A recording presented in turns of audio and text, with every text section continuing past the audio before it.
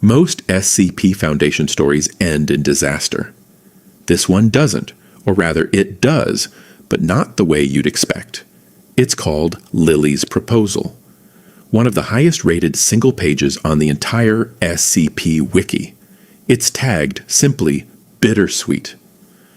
This is what it actually says, and why it stayed with readers longer than almost anything else the Foundation has ever documented.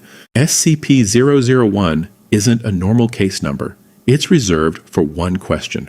What is the deepest truth behind the entire Foundation? There is no single official answer. Dozens of authors have each written their own version. None of them are canon to each other. Each one is its own complete self-contained story.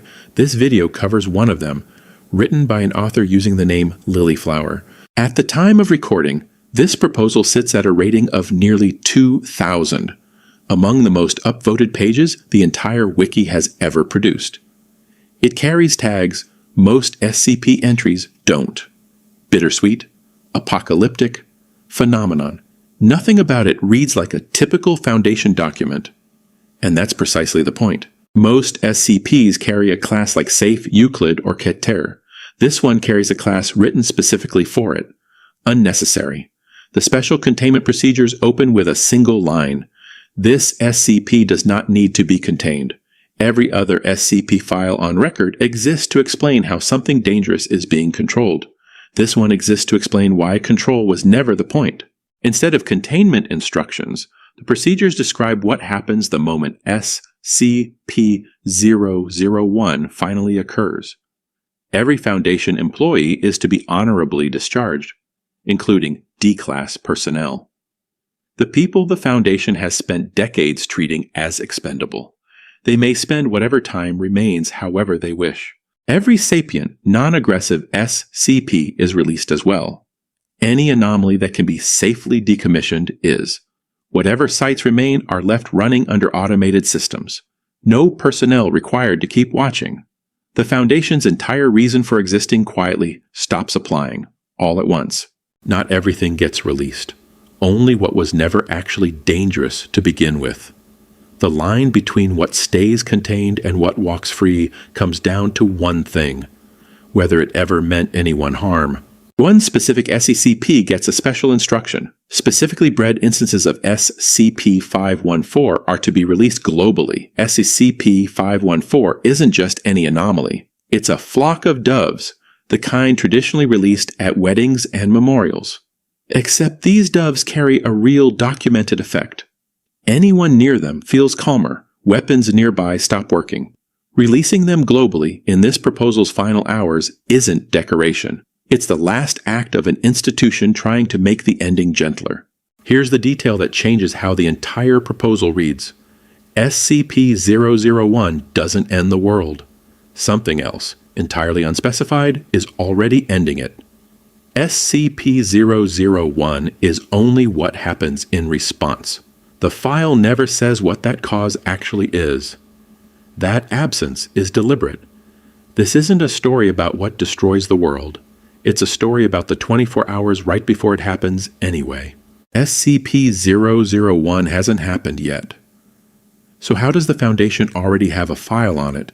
The answer comes from somewhere stranger than a single timeline. Communications from other parallel versions of the Foundation, other universes, other Foundations, all independently reporting the same pattern right before their own worlds ended. If every version of this story ends the same way, the Foundation has decided to believe it. When SCP-001 actually begins, the first sign isn't an alarm. It's flowers. They appear across roughly 90% of all the livable land on Earth, all at once. Witnesses use the same words, independent of language or culture. Vibrant, bright, beautiful. A phenomenon this large should be terrifying. Every account on record describes it as the opposite. The weather clears next.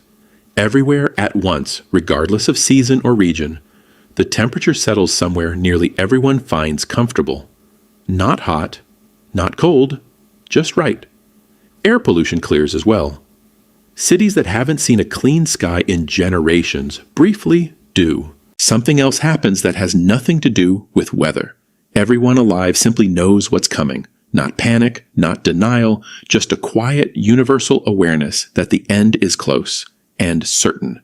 Violence drops sharply, worldwide, in the same moment. Whatever this phenomenon actually is, its final effect on humanity is to make people gentler with each other right at the end. The file ends with the one number that gives the whole event its shape. 24 hours. Exactly one day between the flowers appearing and the end of all life on Earth.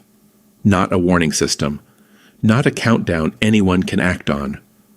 Just enough time to notice and to be present for it. Most SCP-001 proposals answer the question with scale. Bigger threats, bigger secrets, bigger reveals. Lily's proposal answers it with restraint. The biggest reveal in the entire piece is that, at the end, the Foundation simply stops. No monster, no villain, no final battle, just flowers, clear skies, and permission to rest. That's rare enough in this fiction that readers have kept returning to it for years. Every other SCP file this channel has covered is about control. What can be contained, what can't, and what it costs to try. This one is about the opposite. What it might look like to finally stop trying. Not triumphant, not tragic exactly either. Just quiet and honest about what's coming. It doesn't promise anyone gets saved. It only promises that for one day, nobody has to spend it afraid. No containment, no last stand, just flowers and 24 hours. That's Lily's proposal.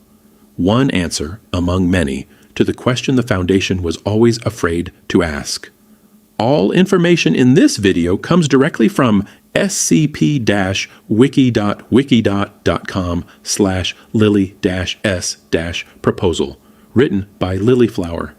The SCP Foundation is a collaborative fiction project. This page is shared under Creative Commons.